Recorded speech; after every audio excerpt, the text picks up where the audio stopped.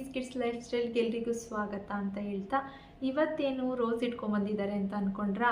ಹೌದು, ಇದು ಏನು ರೋಸ್ ಅಂತ ಅಂದ್ಬಿಟ್ಟು ನಿಮಗೆ ಗೊತ್ತಿದೆ ಅಂತ ಅಂದ್ಕೊಂಡಿದ್ದೀನಿ. ಇವಾಗ ಎಲ್ಲ ಕಡೆ ಟ್ರೆಂಡಿಂಗಲ್ಲಿರುವಂಥ ಆಯಿಲ್ ಆಗಿರ್ಬೋದು, ಮತ್ತು ಫೇಸ್ ಆಯಿಲು ಮತ್ತು ಫೇಸ್ ಪೌಡರು, ಫೇಸ್ ಪ್ಯಾಕ್ ಎಲ್ಲದಕ್ಕೂ ಯೂಸ್ ಮಾಡುವಂಥದ್ದಿದು ಪನ್ನೀರ್ ರೋಸ್ ಅಂತ ಅಂದ್ಬಿಟ್ಟು ನೀವು ಕೇಳಿರ್ಬೋದು ಅಂದ್ಕೊತೀನಿ. ಪನ್ನೀರ್ ರೋಸ್ ಅಂದ್ಬಿಟ್ಟು ಇದ್ರ ಹೆಸರು. ಇದು ಎಷ್ಟು ಘಮ ಬರ್ತಾ ಇರುತ್ತೆ ಅಂದರೆ ಅಷ್ಟು ಸುಗಂಧ ಇರುವಂಥ ರೋಸ್ ಇದು ಎಲ್ಲ ಕಡೆಗೆ ಇವಾಗ ಫೇಸ್ಗೆ ಪ್ಯಾಕ್ ಅಂತ ಅಂದ್ಬಿಟ್ಟು ಎಲ್ಲ ಇದು ಮಾಡ್ತಾ ಇರ್ತಾರಲ್ಲ, ಅವರೆಲ್ಲರೂ ಇದೇ ರೋಸ್ನೇ ಯೂಸ್ ಮಾಡೋದು. ಇವಾಗ ನಾನು ಕೂಡ ಇದೇ ರೋಸ್ನೇ ಯೂಸ್ ಮಾಡ್ತಾ ಇರೋದು. ಮಾತ್ರ ಘಮ ಮಾತ್ರ ಅದ್ಭುತವಾಗಿದೆ ಅಂತಲೇ ಹೇಳ್ಬೋದು. ಮತ್ತು ಇದರಲ್ಲಿ ತುಂಬ ಔಷಧಿ ಗುಣಗಳು ಕೂಡ ಇರುತ್ತೆ. ಮತ್ತು ಅದ್ರ ಸ್ಮೆಲ್ ಬಂದ್ಬಿಟ್ಟು ಅಷ್ಟು ಸುಗಂಧವಾಗಿರುವಂಥದ್ದು.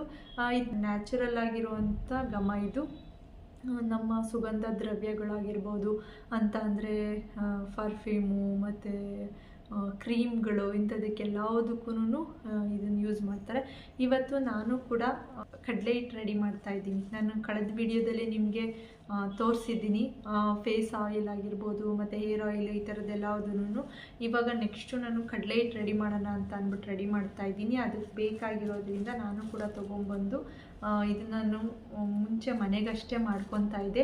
ಇವಾಗ ಫೇಸ್ ಆಯಿಲು ಎಲ್ಲದನ್ನೂ ಸೇಲ್ ಮಾಡ್ತಾ ಇರೋ ಕಾರಣ ಈ ಕಡಲೆ ಹಿಟ್ಟು ಕೂಡ ಸೇಲ್ ಮಾಡೋಣ, ನಿಮಗೂ ಕೊಡೋಣ ಅಂತ ಅಂದ್ಬಿಟ್ಟು ನಾನು ಅದಕ್ಕೆ ರೆಡಿ ಮಾಡೋದಕ್ಕೋಸ್ಕರ ತೊಗೊಂಬಂದಿದ್ದೆ.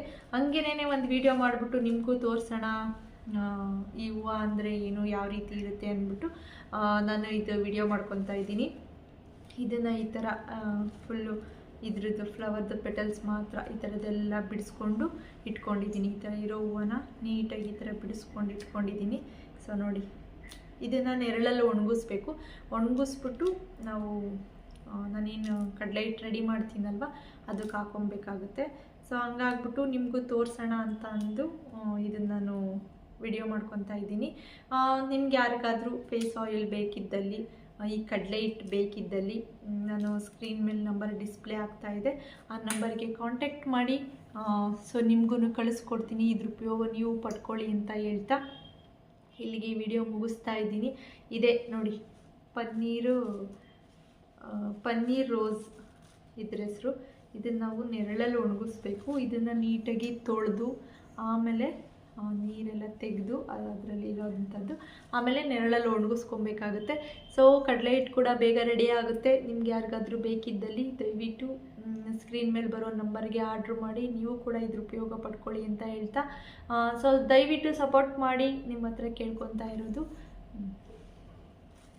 ಬಾಯ್. ಇನ್ನು ಯಾರೆಲ್ಲ ಲೈಕ್ ಮಾಡಿಲ್ಲ ಲೈಕ್ ಮಾಡಿ, ಶೇರ್ ಮಾಡಿ, ಸಬ್ಸ್ಕ್ರೈಬ್ ಮಾಡಿ ಅಂತ ಕೇಳ್ಕೊತಾ ಇದ್ದೀನಿ. ಇಲ್ಲಿಗೆ ಈ ವಿಡಿಯೋ ಮುಗಿಸ್ತಾ ಇದ್ದೀನಿ. ಮುಂದಿನ ವಿಡಿಯೋದಲ್ಲಿ ಸಿಗ್ತೀನಿ.